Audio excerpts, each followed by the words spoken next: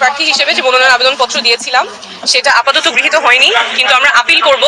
NCP সমর্থকদের জন্য আজকের দিনটি দারুণ খুশির। কেন জানেন? কারণ এক সময়কার আলোচিত মুখ তাসনিম জারার নির্বাচনের স্বপ্ন এখন দুঃস্বপ্নে পরিণত হয়েছে। নির্বাচন কমিশন তার মনোনয়নপত্র সোজাসুজি বাতিল করে দিয়েছে। কিন্তু কেন?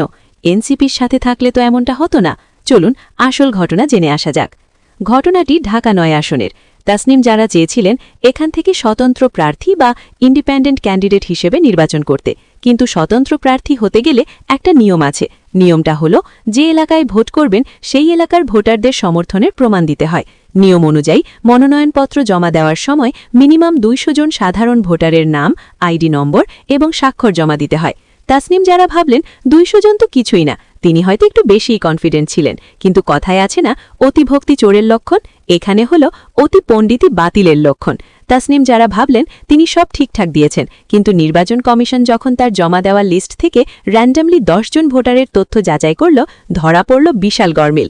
এই ১০ জনের মধ্যে ২ জনই ওই এলাকার ভোটারই নন।